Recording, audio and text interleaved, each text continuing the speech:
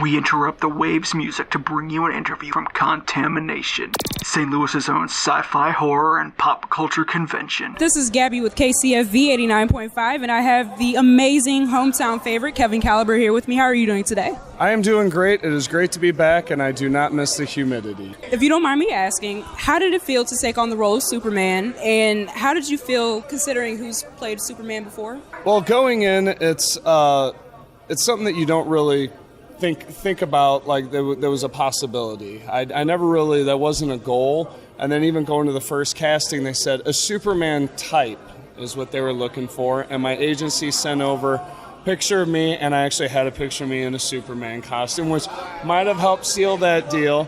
And then they sent it out, and then whenever they brought me in, there was 8 guys that looked just like me, if not, really fit the mold. So this competition was so stiff, and then whenever they said, great, can you go do a follow-up? Can you do it? It's come back. And then, because they keep looking at you again and again, and then they put you out in front of the producers.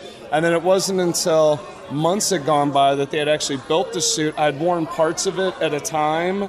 And then the final day, when they actually construct and put it all together, and it was the first time that actually, they did my hair the way they actually dyed my hair darker to really fit that classic look. And then that was the first time of actually being fully suited up, that it's like that, almost like pinch me, I'm not sure that this is real. Did it make you feel like Superman? Oh, absolutely made me feel like Superman. I did all the research that I could so I can completely embody it. I was more of a Batman and a Punisher fan. Growing up, I was more of the dark type characters, where Superman obviously more of the light, and it was something I completely embodied. And by the time it was done, I was so into it, and it was pretty unreal. I actually read a very interesting fact, and I would like to know if it's true. I read that you were a bass guitarist and a vocalist. Is that true? That is true. That was back in my rock and roll days. I used to play all around the St. Louis area before I moved out to LA. We used to play out at Pop's nightclub all the time.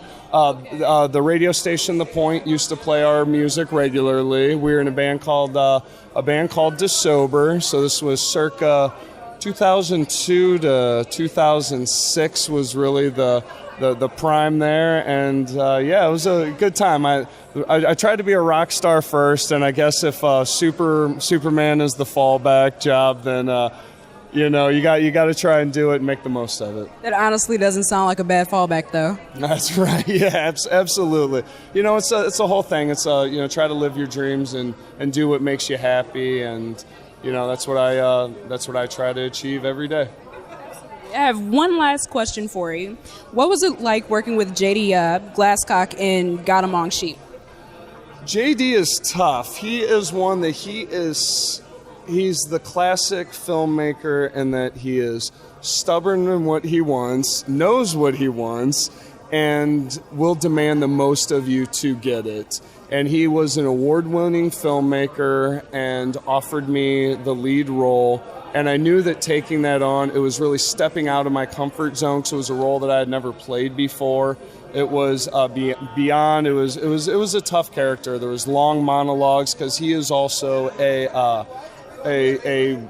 lyricist and a slam poet. So he does not write his dialogue with the way that you talk naturally. So it's really hard to even get a rhythm for it.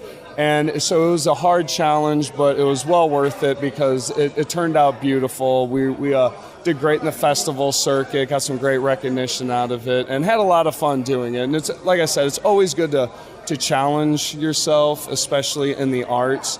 And I try to challenge myself in everything that I do and push it to the max. And he's one that definitely got the best out of me. And do you have any upcoming projects going on that you would like to tell the people about? Well, since we are here at a horror convention, I've been lucky enough to get into a couple of pretty big horror features lately. One of them being the movie Death House. That's they're calling the Expendables of horror movies. It's pretty much all the big players of all the classic horror movies are all going to be in it. And I don't want to give too much away, but I did get killed by a pretty amazing, iconic killer in the movie, which was, again, like a dream come true. Just to work with these people and be on set with them. It's the people that I watched growing up that never really quite thought that I would, be in a room with them, let alone be in a scene acting opposite of them. So that one's pretty cool. So watch out for Death House. It should be coming out in the fall. And then I also just wrapped another comedy Christmas horror film called The Ugly Sweater Party.